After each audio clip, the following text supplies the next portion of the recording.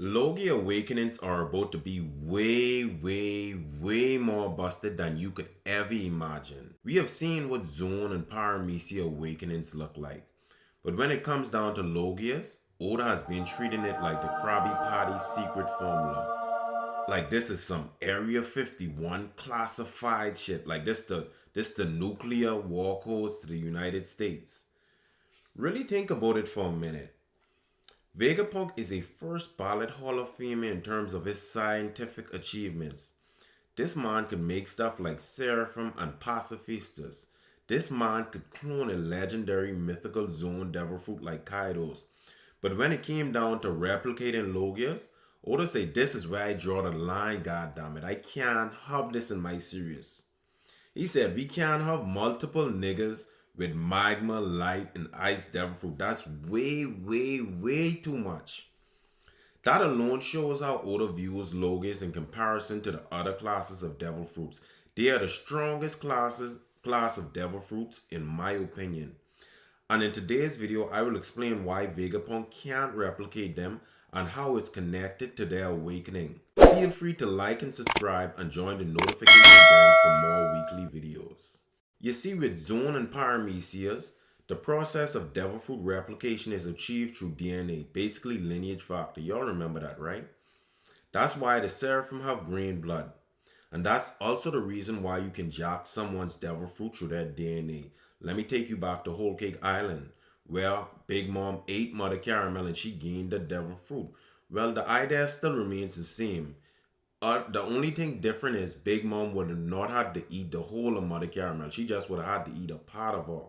With Logias, it's a bit more complicated. A well-known paramecia will help us to code these complications and crack the code on Logia awakenings. The paramecia that I'm highlighting today is Big Mom's Soul Devil Fruit. Big Mom can take a ball of fire on a cloud and bring it to life with her soul powers.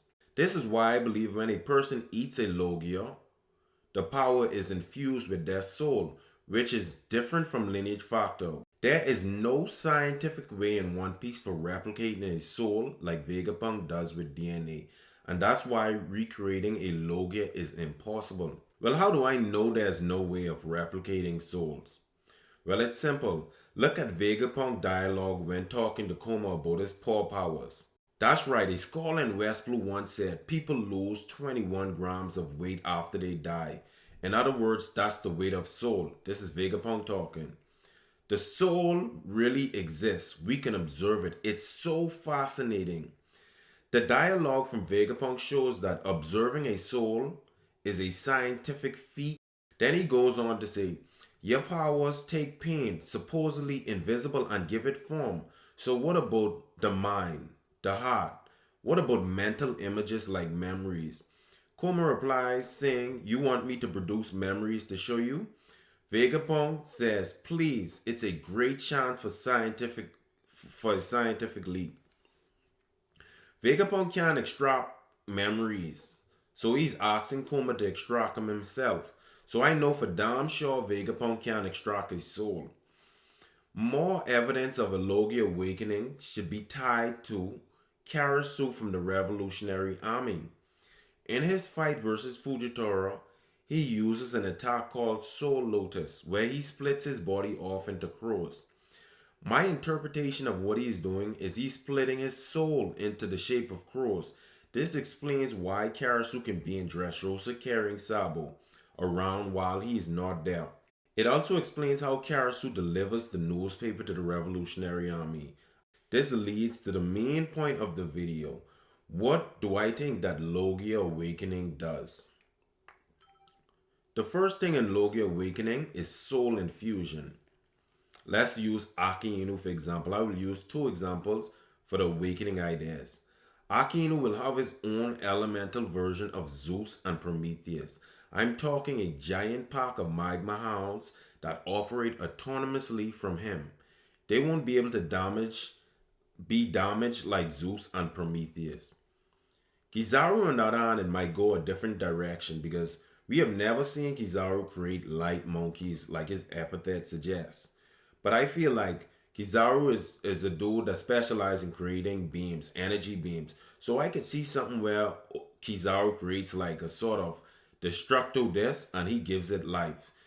A next step of Logia awakening, I feel, and a lot of people are speculating on this, is environmental bending. I feel like certain Logias have a territorial advantage that Oda need to start leveraging. Like for example, let's take Crocodile.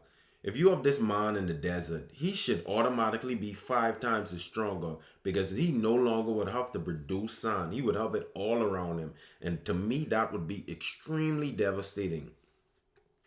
For someone like Aquino, that would be like making the ground erupt in magma and controlling it via like telekinesis, almost like magma bending. So you could imagine a magma tsunami, crazy. And then the last part of awakening that I see coming to fruition is kind of sort of like a god mode. I see Logias having a god type transformation where their output increases 10 times.